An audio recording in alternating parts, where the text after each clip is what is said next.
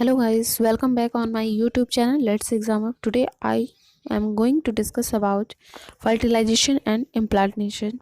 So this topic is very important for board exams and other competitive exams. So listen carefully at the last moment. So let's start this video. इस video में मैं आपको बताऊंगी fertilisation और implantation के बारे में। Fertilisation क्या होता है, कौन से स्टेप्स इसमें होते हैं, तो इस वीडियो में इस टॉपिक पर डिस्कस करने वाली हूँ। आइए शुरू करते हैं कि फर्टिलाइजेशन क्या होता है, कौन से स्टेप होने से फर्टिलाइजेशन प्रोसेस पाया जाता है। एक एक करके सारे पॉइंट समझ लेते हैं। सबसे पहले आपका दिया गया है कि फर्टिलाइजेशन एंड इम्प्लांटेशन क्या होता है। फर्टिलाइजेशन इसके बारे में समझते हैं। फर्टिलाइजेशन एक टर्म है जिसमें होता क्या है कि fusion of sperm with an ovum is called as fertilisation. Means क्या है इसका कि फर्टिलाइजेशन प्रोसेस में एक स्पर्म, जैसे कि हम कह सकते हैं कि एक मेल गैमेट जिसको हम स्पर्म का नाम दिए, और प्लस इसके साथ क्या किसका फ्यूज़न हो जाता है, एक फीमेल एग जिसको हम ओवम कहते हैं। इन दोनों का फ्यूज़न हो जाता है और फ्यूज़न के बाद एक नया सेल बनता है जिसका हम कहते हैं नाम जाइगोट। तो इस जाइगोट का फॉर्मेशन ही कहलाता है क्या, फर्टिलाइजेशन। तो इस प्रोसेस में आप डायरेक्टली कह सकते हो कि fusion of sperm and ovum is called as fertilization and this process zygote is formed। Directly आप कहेंगे कि in this process zygote is formed। तो फर्टिलाइजेशन प्रोसेस में जाइगोट का फॉर्मेशन हो जाता है with the help of sperm and ovum. Next आपका एक एक पॉइंट पे देख लेते हैं। फर्स्ट पॉइंट आपका दिया गया है कि during coitus the semen is released into the vagina, passes through the cervix of the uterus and reaches the ampullary stomach junctions of the fallopian tube during coitus। Means क्या है कि जब mating का टाइम है, या हम कह सकते हैं कि मेटिंग के दौरान सीमेन जो मेल पार्ट में पाया जाता है, सीमेन रिलीज हो जाता है वेजाइना में और पासिस थ्रू द सर्विक्स, और सर्विक्स के द्वारा क्या होता है, पास होता है यूटेरस तक और एम्पलरी स्टमक जंक्शंस, यानी कि जो एम्पला है और स्थमस होता है फीमेल्स पार्ट में, जैसे कि फालोपियन ट्यूब आपको पाया जाएगा। इसमें जनरली 3 पार्ट्स होते हैं और उस 3 पार्ट्स में एक जंक्शंस पाए जाते हैं, एम्पला और स्टमक। तो दोनों को अगर मैच कर देते हैं तो ये एक जंक्शन बन जाता है जिस जंक्शन को बोलते हैं एम्पलरी स्टमक जंक्शंस। तो यहाँ पर क्या होता है कि जो सीमेन होता है वो वजाइना में रिलीज हो जाता है सर्विक्स के द्वारा of the uterus and reaches the ampullary stomach junction, और ये सीमेन जो होता है एम्पलरी स्टमक जंक्शन पे पहुंच जाता है। नेक्स्ट पॉइंट दिया गया है the ovum is also released into the junction for fertilisation to occur. यहाँ दिया है कि जो ओवम होता है वो क्या है कि उसी जंक्शंस पे ओवम भी रिलीज हो जाता है फर्टिलाइजेशन प्रोसेस के लिए। Next point is the process of fusion of sperm and ovum is known as fertilization. Next point is during fertilization and sperm induce change in the zona pellucida. यहाँ दिया गया कि fertilisation के दौरान जो sperm होते हैं उसमें बहुत सारी चेंजेस होती हैं और ये चेंज होकर जोना पैलिसिडा में क्या हो जाता है, चेंज हो जाता है। And block the entry of other sperm. Means क्या है कि अगर फर्टिलाइजेशन हो रहा है, सपोज ये ओवम है और इस ओवम पे क्या हो जाता है कि स्पर्म का फर्टिलाइजेशन यहाँ पे दिख रहा है अटैचमेंट, तो यहाँ पे बहुत सारे क्या होते हैं स्पर्म ऐसे मूव करते हैं। तो एक स्पर्म का अगर अटैचमेंट हो जाता है तो अदर स्पर्म यहाँ पे एक लेयर बन जाती है जोना पैलिसिडा की, और ये लेयर क्या हो जाता है बाकी अदर स्पर्म को अटैच होने से या आने से क्या कर देता है, प्रिवेंट कर देता है या ब्लॉक कर देता है। दिया गया this ensure that only one sperm fertilise and ovum, यानी मतलब दिया गया है कि जो पैना जो जोना पैलिसिडा का जो लेयर है ये क्या कर देता है, बाकी अदर स्पर्म को एंट्री करने से ब्लॉक कर देता है उसको, या प्रिवेंट कर देता है। नेक्स्ट पॉइंट, जैसा कि आप डायग्राम से भी देख रहे हो यहाँ पर कि एक ये ओवम पार्ट है और इस ओवम पार्ट में एक स्पर्म यहाँ पर आकर अटैच हो चुका है इस लेयर पर, जो जोना पैलिसिडा का ये जो ग्रीन लेयर आपको दिख रहा है इस पर अटैच हो चुका है। और ये जोना पैलिसिडा लेयर जो होता है ये अदर स्पर्म को, जैसे ये एक अदर स्पर्म है, ये अदर स्पर्म है, इसको क्या करता है, एंट्री होने से ब्लॉक कर देता है। सो ये फिगर आपको ये क्लियर करती है कि जोना पैलिसिडा का फंक्शन क्या है। नेक्स्ट पॉइंट देखते हैं। नेक्स्ट आपका दिया गया है the enzymatic secretion of acrosome help in the sperm enter the cytoplasm of the ovum, यानी कि दिया गया है कि जो जोना पेल्चुरा लेयर होता है ये ओवम के साइटोप्लाज्म लेयर पे क्या करता है, एंटर करने पे हेल्प करता है। नेक्स्ट पॉइंट दिया गया है कि this causes the completion of meiotic division of the secondary site resulting in the formation of a haploid ovum and secondary polar body. अब यहाँ दिया गया है कि जब इस फर्टिलाइजेशन प्रोसेस की बात क्या होता है कि जैसे ही मेयोटिक डिवीज़न कंप्लीट हो जाता है तो ये सेकेंडरी oocyte में कन्वर्ट हो जाता है या चेंज हो जाता है और resulting the formation of haploid ovum, जिससे क्या हो जाता है कि हैप्लॉइड ओवम का फॉर्मेशन हो जाता है और साथ ही में क्या होता है, सेकेंडरी पोलर बॉडी का भी फॉर्मेशन हो जाता है। नेक्स्ट पॉइंट आपका दिया गया है कि then the haploid sperm nucleus fuses with the haploid nucleus of ovum to form a diploid zygote. Mean क्या है कि इस मेयोटिक डिवीज़न के बाद एक ओवम और स्पर्म का फॉर्मेशन हो जाता है और ये ओवम, सपोज ये ओवम है और ये क्या है, स्पर्म, दोनों क्या है, हैप्लॉइड है नेचर में। मीन्स क्या है, एन स्टेज पाया जा रहा है। इसमें क्रोमोसोम्स के नंबर जो होते हैं 23 एंड 23 होते हैं। इसमें दोनों का फ्यूज़न हो जाता है और फ्यूज़न होने के बाद इसमें एक जाइगोट का फॉर्मेशन हो जाता है। नेक्स्ट पॉइंट देखते हैं। नेक्स्ट दिया गया है कि mitosis starts as the zygote moves through the isthmus of the oviduct and form 2, 4, 8, 16 daughter cells called blastomeres। अब दिया गया है कि इस जाइगोट, यानी कि ये जाइगोट स्टेज है, इस जाइगोट स्टेज में कई बार यानी कि रिपीटेड डिवीज़न होता है, उस डिवीज़न को हम कहते हैं माइटोसिस। यानी कि इस जाइगोट में क्या हो जाता है, माइटोसिस स्टार्ट हो जाता है और माइटोसिस स्टार्ट होने पर क्या हो जाता है कि ये इस्थमस ऑफ द ओविडक्ट, यानी ओविडक्ट में जो इस्थमस पार्ट होते हैं इसमें कई बार क्या हो जाता है, क्लीवेज होने लगता है। यानी कि जो जाइगोट होता है उसमें क्लीवेज, यानी कि जाइगोट कई पार्ट्स में ब्रेक होने लगता है, जिससे ये जाइगोट होता है कभी 2 सेल्स में, जैसे जाइगोट ये सिंगल सेल्ड है। उसके बाद क्या होता है कि इसमें 2 सेल्स का डिवीज़न हो जाता है, इसमें 2 न्यूक्लियस हो गए। जैसे ही नेक्स्ट स्टेप में होता है, यानी कि नेक्स्ट माइटोटिक डिवीज़न होगा तो इसमें जो सेल्स की संख्या है, यानी कि ये पार्ट कितने पार्ट में ब्रेक हो जाएगा, 4। जैसे कि माइटोटिक में आप जानते हो कि इसमें डिवीज़न जो होता है 1 से 2, 2 से 4, 4 to 16, ऐसे करके ये सेल्स इंक्रीज होने लगते हैं। तो इस तरह माइटोटिक डिवीज़न में यहाँ दिया गया है कि जाइगोट में क्या होता है कि सबसे पहले माइटोटिक डिवीज़न होता है तो इसमें 2 सेल्स का फॉर्मेशन होगा, 2 से 4 सेल्स का, 4 से आपका 8 cells, next one is 16, 16 is next 32, ऐसे करके ये सेल्स क्या होते हैं, इंक्रीज होने लगते हैं। और ये सेल्स जो इंक्रीज हो रहे हैं तो इस सेल्स को हम डॉटर सेल्स कहते हैं और इसी डॉटर सेल्स को हम ब्लास्टोमेयर का नाम देते हैं। नेक्स्ट पॉइंट देखते हैं कि the 8 to 16 cell embryo is called a morula stage. अब यहाँ पर जब हम पहुँचते हैं कि जब 8 सेल से स्टार्ट अगर होता है कि जब 8 स्टेज पर आ गए, 8 to 16 सेल स्टेज पर जाते हैं तो इस स्टेज को हम बोलते हैं morula stage, which continued to divide to form the blastocyte. अब इस मॉरुला स्टेज में क्या होता है, डिवीज़न कंटिन्यू रहता है, यानी कि माइटोटिक डिवीज़न होता रहता है और होने के बाद एक स्टेज आता है जिस स्टेज को हम बोलते हैं blastocyte. The morula moves further into the uterus. अब यही मॉरुला क्या होता है, मूव कर जाता है कहाँ पर, यूटेरस में। नेक्स्ट पॉइंट देखते हैं। नेक्स्ट दिया गया the cells in the blastocyte are arranged into an outer trophoblast and an inner cell mass. अब यहाँ पर बताया गया है कि जो ब्लास्टोसाइट की जो सेल होते हैं, सेल इन द ब्लास्टोसाइट में जो भी सेल्स पाए जाते हैं वो किस फॉर्म में अरेंज होंगे, एंड आउटर लेयर, यानी कि अगर कोई सेल है, अगर हम मान लेते हैं कि सपोज ये सेल है, इसका आउटर लेयर क्या है, इसको हम ट्रोफोब्लास्ट बोलेंगे एंड साथ में क्या होगा, एक इनर सेल मास पाया जाएगा। ठीक है। नेक्स्ट पॉइंट दिया गया trophoblast get attach to the uterine endometrium and process is called as implantation. अब यहाँ दिया गया है कि इम्प्लांटेशन क्या होता है, फर्टिलाइजेशन मैंने अभी डिस्कस किया है आपको कि फर्टिलाइजेशन क्या होगा, ये दिया गया। इम्प्लांटेशन मीन्स क्या है कि जब ट्रोफोब्लास्ट का जो लेयर होता है वो यूटेराइन एंडोमेट्रियम, मीन्स क्या है, जो यूटेरस का जो इनर मोस्ट लेयर होता है जिसको हम इंडोमेट्रियम लेयर बोलते हैं, तो ये इंडोमेट्रियम लेयर से ट्रोफोब्लास्ट जब अटैच हो जाता है तो इस प्रोसेस को हम बोलते हैं इम्प्लांटेशन।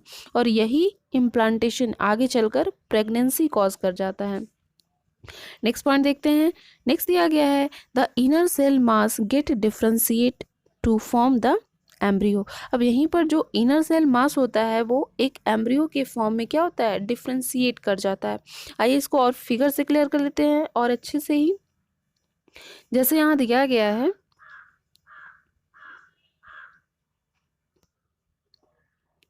यहाँ पर आपको बताया गया है सबसे फर्स्ट स्टेज पर आपको देख रहे हो कि एक ओवम पार्ट है, यहाँ पर आपका एक ओवम पार्ट है। ओवम में क्या होता है कि सेकंड स्टेज पर जब जाते हैं तो यहाँ फर्टिलाइजेशन स्टेट आपको दिखता है।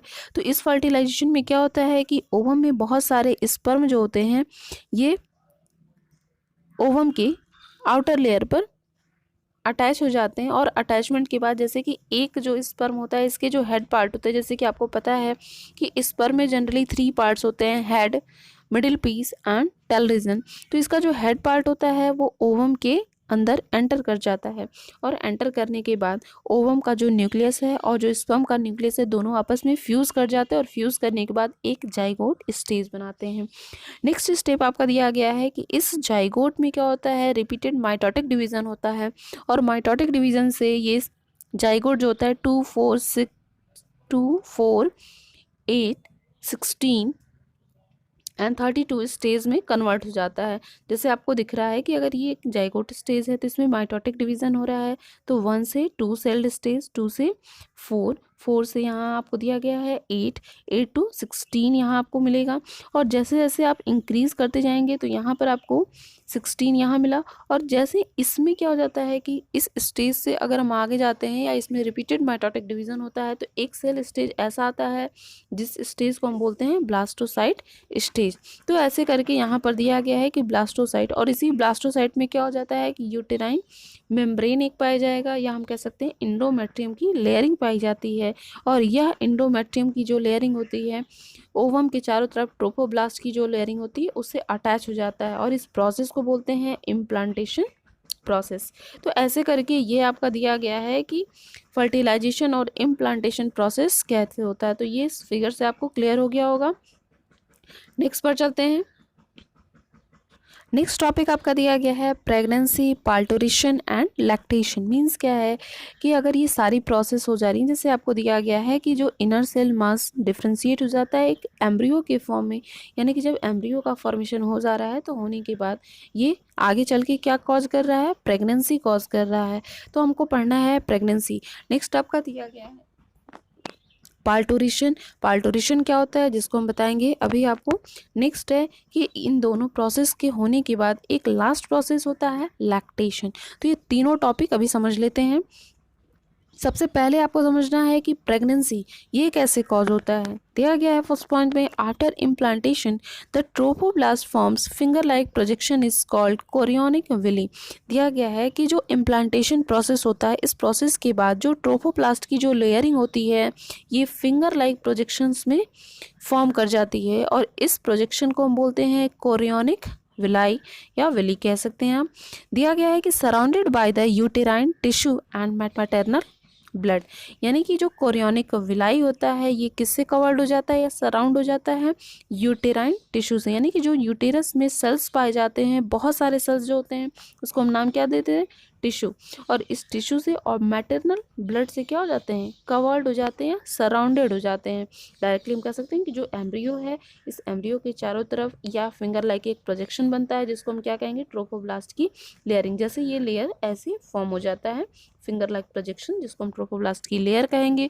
और ये लेयर जो होता है यूटेराइन टिश्यू, मीन्स कह सकते हैं कि यूटेरस में जो बहुत सारे सेल्स होते हैं और मैटरनल जो ब्लड होता है लिक्विड फॉर्म होता है इससे क्या हो जाते हैं, कवर्ड हो जाते हैं।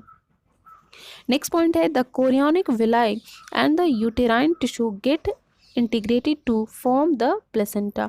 अब यहाँ दिया गया है कि जो कोरियोनिक विलाई होता है और जो यूटेरस के जो टिश्यू होते हैं दोनों एक दूसरे से इंटीग्रेट करके क्या बना लेते हैं, एक प्लेसेंटा बना लेते हैं।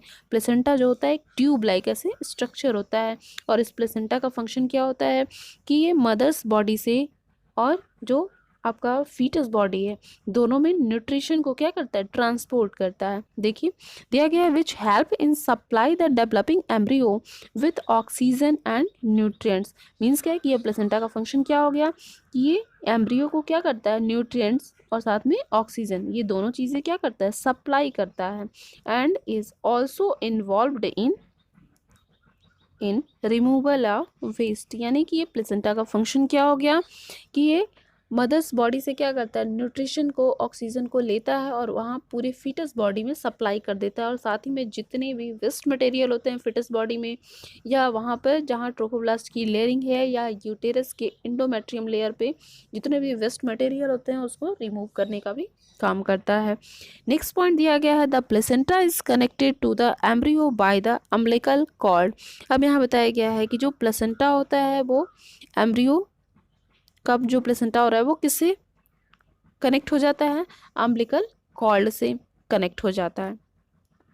Next point is the placenta act as endocrine gland. यहाँ पर आपको एक मेन पॉइंट है कि जो प्लेसेंटा होता है वो किसकी तरह वर्क करने लगता है, एक एंडोक्राइन ग्लैंड की तरह वर्क करने लगता है, and produce the human chorionic gonadotropin hormone.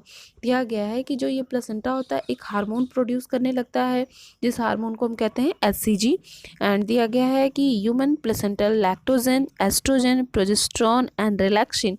यहाँ दिया गया है ये प्लेसेंटा जो होता है जब प्रेगनेंसी स्टेज कॉज हो जाता है, तो कॉज होने के बाद यहाँ पे कई सारे हार्मोन्स क्या होते हैं, रिलीज होने लगते हैं, जिसमें आपको बताया गया है ह्यूमन कोरियोनिक गोनेडोट्रोपिन, जिसको शॉर्ट में हम HCG कह सकते हैं। नेक्स्ट दिया गया है कि ह्यूमन प्लेसेंटल लैक्टोजन, लैक्टोजन एक हार्मोन है। Next is oestrogen, progesterone, relaxin. अब यहाँ दिया गया है ये रिलैक्सिन कब होगा, later stage of pregnancy. Means क्या है कि ये रिलैक्सिन जो होता है ये चाइल्ड बर्थ के समय होता है। नेक्स्ट पॉइंट देखते हैं, these hormone support foetal growth and help in the maintenance of pregnancy. दिया गया ये सारे हार्मोन क्या करते हैं, ये फीटल ग्रोथ को सपोर्ट करते हैं और साथ में जो प्रेगनेंसी होती है उसको मेंटेन करने में भी हेल्प करते हैं। Next one is hormone like oestrogen, progesterone, cortisol, prolactin ETC are increase several folds in the maternal blood. अब दिया गया है कि ये सारे हार्मोन्स जैसे कि एस्ट्रोजन है, प्रोजेस्टेरॉन है, कॉर्टिसोल और प्रोलैक्टिन, ये सब सारे हार्मोन इनका जब लेवल इंक्रीज हो जाता है तो ये एक फोल्डेड फॉर्म में क्या हो जाते हैं, बन जाते हैं इन द मैटरनल ब्लड। यानी कि जो मैटरनल ब्लड है या ओवम के चारों तरफ जो एक ब्लड की लिक्विड लेयरिंग पाई जाती है उसमें फोल्डेड फॉर्म में बन जाएंगे। नेक्स्ट पॉइंट दिया गया है, immediately after implantation the inner cell mass, जिसको हम एम्ब्रियो का नाम दिए हैं, तो इम्प्लांटेशन प्रोसेस के जस्ट तुरंत बाद क्या होता है कि जो एम्ब्रियो होता है वो डिफ्रेंशिएट करके किस में कन्वर्ट हो जाएगा, ectoderm, mesoderm and endoderm layer पे। मीन्स क्या है कि अगर ये एम्ब्रियो फॉर्म है तो इसमें क्या हो जाता है, जब इम्प्लांटेशन प्रोसेस हो जाता है तो ये किस में कन्वर्ट हो जाता है, एक लेयर बनता है जिसमें आउटर लेयर को हम बोलते हैं एक्टोडर्म, मिडिल लेयर को बोलेंगे मीजोडर्म एंड इनर को बोलेंगे एंडोडर्म। तो ऐसे करके 3 लेयर में ये डिफ्रेंशिएट हो जाता है, which gives rise to different tissue. और ये क्या होते हैं, जैसे ही इनमें डेवलपमेंट होता है ये अलग अलग टिश्यूज में डिफ्रेंशिएट हो जाते हैं। This ability of inner mass cell is due to presence of multipotent cells is called as stem cells. अब यहाँ दिया गया है कि ये क्या हो जाते हैं, जो इनर सेल मास होते हैं इसके प्रेजेंस में इसकी एबिलिटी क्या हो जाती है कि ये मल्टीपोटेंसी इसमें आ जाती है, और इसी पोटेंसी को हम कहते हैं स्टेम सेल्स। अब यहाँ पे स्टेम सेल्स का फंक्शन अगर पूछता है आपसे तो डायरेक्टली आप कह सकते हो कि जो इनर सेल मास होता है इसमें एबिलिटी क्या हो जाती है कि अपने सेल्स को बहुत सारे पोटेंसी सेल या पोटेंट सेल्स में डिफ्रेंशिएट कर देता है, और इसी डिफ्रेंशिएशन सेल्स को हम कहते हैं स्टेम सेल्स। नेक्स्ट पॉइंट आपका दिया गया है कि most of the major organs are formed at the end of 12 week. अब यहाँ 12 वीक की बात अगर कर रहे हैं, 12 वीक मतलब आप कह सकते हो कि 1 मंथ में, अगर 1 मंथ की बात की जाए तो इसमें कितने वीक हो जाएंगे, टोटल 4 वीक। तो उसी तरह अगर 3 आपके मंथ हैं तो इसमें कितने हो जाएंगे, 4 × 3 करेंगे तो हम यहाँ देख सकते हैं 12 वीक। यानी कि हम कह सकते हैं कि प्रेगनेंसी जैसे ही कॉज होती है, इस प्रेगनेंसी कॉज होने के बाद हम देखेंगे कि बहुत सारे डिफरेंस होने लगते हैं एम्ब्रियो में। तो ये एम्ब्रियो को अगर देखें 12 वीक के बाद तो ये प्रेगनेंसी में क्या देखेंगे कि 12 वीक के बाद बहुत सारे उस एम्ब्रियो में, उस फीटस में बहुत सारे ऑर्गन्स क्या हो जाते हैं, फॉर्म हो जाते हैं। जैसा कि आपको पॉइंट में भी दिया गया है कि most of the major organs are formed at the end of 12 week, यानी कि 12 सप्ताह के बाद या 3 मंथ्स के बाद, प्रेगनेंसी के 3 मंथ्स के बाद बहुत सारे मेजर ऑर्गन का फॉर्मेशन हो जाता है। नेक्स्ट दिया गया है during the 5th month the limbs and body hair are formed. और जैसे ही कि फीटस है या जो एम्ब्रियो होता है 5th मंथ के दौरान उसमें क्या होने लगते हैं, लिम्स का यानी कि जो उसके हैंड और लेग्स होते हैं इसका फॉर्मेशन होने लगता है और उसकी बॉडी पर हेयर लाइक स्ट्रक्चर भी फॉर्म करने लगते हैं। नेक्स्ट क्या है, बाय द 24 वीक यानी कि आफ्टर 6 मंथ्स के बाद देखेंगे तो जो आईज होते हैं तो आई से आईलिड्स क्या हो जाते हैं, सेपरेट हो जाते हैं and eyelashes are formed. यानी कि 6 मंथ पर क्या हम बताएंगे कि उस फीटस में या एम्ब्रियो में क्या हो जाता है कि आईलिड एक दूसरे से सेपरेट हो जाएंगे और आईलिड्स का फॉर्मेशन हो जाता है। And next one is at the end of 9 month the foetus is fully formed. और जैसे ही 9 मंथ्स कंप्लीट होता है और इस कंप्लीशन के बाद ये फीटस क्या होता है, पूरी तरह बन जाता है या प्रिपेयर हो जाता है, ठीक है, और ये रेडी होता है पार्टोरेशन के लिए। सो आपको एक डायग्राम भी मैं यहाँ पे शो कर दे रही हूँ कि प्रेगनेंसी स्टेज में, चाइल्ड बर्थ में, यूटेरस में बच्चा कैसे कंसीव होगा। यहाँ पर आपको बताया जा रहा है ये क्या है, एक स्ट्रक्चर आपको जो दिख रहा है ये एक यूटेरस का स्ट्रक्चर है जिसमें आपको बताया गया है कि ये क्या है, आपका जो रेड पार्ट आपको दिख रहा है यूटेरस में एक पाई जाने वाली कैविटी है जिसको हमने मैटरनल ब्लड के नाम से अभी आपको बताया है। यहाँ पर जो रेड पार्ट है यहाँ इसको हमने बताया है मैटरनल ब्लड। और ये आपका दिया गया है एम्ब्रियो, यही आपका जो दिख रहा है ये क्या है, एम्ब्रियो है। और यहाँ पर दिया गया है कि ये एम्ब्रियो जो होता है एक अम्बिलिकल कॉर्ड से क्या होता है, अटैच्ड होता है। ये दिया गया अम्बिलिकल कॉर्ड जो ट्यूब लाइक स्ट्रक्चर में आपको दिख रहा है। नेक्स्ट आपका दिया गया है कोरियोनिक विली, हमने बताया था कोरियोनिक विली क्या है, एक फिंगर लाइक प्रोजेक्शंस में आपको दिख रहा है, ये है कोरियोनिक विली जो ऐसे आपको फिंगर लाइक प्रोजेक्शंस में ऐसे दिख रहा है। और ये है जो आपको बताया गया है प्लेसेंटल विली। तो यहाँ पे जस्ट आपको दिख रहा है एक अम्बिलिकल कॉर्ड्स के जस्ट फ्रंट साइड पे आप देखेंगे तो एक प्लेसेंटल विली भी दिखेगा जिससे किसी भी फीटस को या एम्ब्रियो को क्या मिलता है, न्यूट्रिशन या ऑक्सीजन्स मिलते हैं। तो यहाँ पर ये प्लेसेंटल विली अम्बिलिकल कॉर्ड के द्वारा इस एम्ब्रियो को क्या हो जाता है, न्यूट्रिशन या ऑक्सीजन सप्लाई किए जाते हैं और इसी अम्बिलिकल कॉर्ड या प्लेसेंटल विली के थ्रू जितने भी वेस्ट पार्ट होते हैं या वेस्ट मटेरियल होते हैं वो रिमूव कर दिए जाते हैं। चलिए यहाँ पर हो गया प्रेगनेंसी। नेक्स्ट पॉइंट पर चलते हैं। नेक्स्ट आपका दिया गया है पार्टोरेशन। क्या होता है पार्टोरेशन, इसके बारे में डिस्कस कर लेते हैं। नेक्स्ट पॉइंट आपका दिया गया है पार्टोरेशन एंड लैक्टेशन। तो पार्टोरेशन मीन्स क्या होता है कि जैसे ही अगर प्रेगनेंसी कंप्लीट हो जाती है यानी कि हम कह सकते हैं कि एक एम्ब्रियो 9 मंथ के बाद एक चाइल्ड में डेवलप हो जाता है, तो डेवलप होने के बाद उसका चाइल्ड बर्थ नेसेसरी हो जाता है। तो इस स्टेज को हम बोलते हैं पार्टोरेशन। दिया गया है फर्स्ट पॉइंट इसमें कि human pregnancy has the duration of 9 months. यानी कि जो भी प्रेगनेंसी यानी कि ह्यूमन प्रेगनेंसी का जो टाइम होता है 9 months, this duration is called as gestation period. यहाँ से क्वेश्चन आपका बन सकता है कि गेस्टेशन पीरियड हम किसको कहेंगे। तो गेस्टेशन पीरियड हम किसको कहेंगे कि duration of 9 months of human pregnancy is called as gestation period. Next point आपका बताया गया है कि at the end of this period vigorous uterine contraction lead to the delivery of foetus and this process is called as parturition. Means क्या है यहाँ पे कि जैसे ही ये गेस्टेशन पीरियड ख़त्म हो जाता है या लास्ट उसका देखते हैं तो वहाँ पर क्या होता है, एक यूटेरस में वाइग्रस कॉन्ट्रैक्शन होता है। वाइग्रस मतलब यूँ कह सकते हैं कि बहुत ही ज़्यादा वहाँ पर कॉन्ट्रैक्शन होता है जिससे उस फीटस का डिलीवरी होता है यानी कि बच्चा डिलीवर कर जाता है और इस प्रोसेस को हम कहते हैं पार्टोरेशन। नेक्स्ट पॉइंट दिया गया है कि पार्टोरेशन इज न्यूरो एंडोक्राइन मैकेनिज्म। पार्टोरेशन कैसा प्रोसेस है या कैसा मैकेनिज्म होता है, न्यूरो एंडोक्राइन मैकेनिज्म होता है and is started by the signal from the developed fetus and the placenta which produce the fetal ejection reflex। अब यहाँ दिया गया है कि इसको हम न्यूरो एंडोक्राइन मैकेनिज्म क्यों कह रहे हैं, क्योंकि यहाँ पर एक रिफ्लेक्स एक्शन होता है जिससे किसी भी फीटस या एम्ब्रियो का क्या होता है, पार्टोरेशन होता है। Next point is this cause is the release of oxytocin from the pituitary gland which cause stronger uterine contraction। यहाँ दिया गया है कि जब भी फीटल इजेक्शन रिफ्लक्स होता है तो वहाँ पर चाइल्ड बर्थ के समय एक हार्मोन रिलीज होता है पिट्यूटरी ग्लैंड से, जिस हार्मोन को हम कहते हैं ऑक्सीटोसिन हार्मोन। ये क्या करता है कि which cause stronger uterine contraction, जो यूटेरस को कॉन्ट्रैक्ट करने में बहुत ही हेल्प करता है।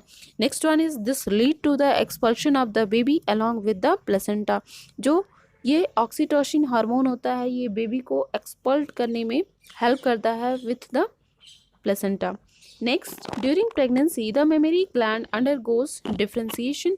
दिया गया है कि प्रेगनेंसी के दौरान ये मेमरी ग्लैंड जो होता है ये डिफ्रेंशिएट करने लगता है and milk is produce during the end of pregnancy. और जैसे ही प्रेगनेंसी एंड होने लगती है या एंड हो जाती है अप टू 9 मंथ, तो इसके बाद मिल्क क्या हो जाता है, इसका प्रोडक्शन होने लगता है। नेक्स्ट पॉइंट आपका दिया गया, the milk produce during the first few days of lactation is known as colostrum. यहाँ बताया गया है कि लैक्टेशन के कुछ दिनों तक क्या होता है, मिल्क का प्रोडक्शन होता है और इस मिल्क को हम नाम क्या देते हैं, कोलेस्ट्रम। यहाँ बताया गया है कोलेस्ट्रम।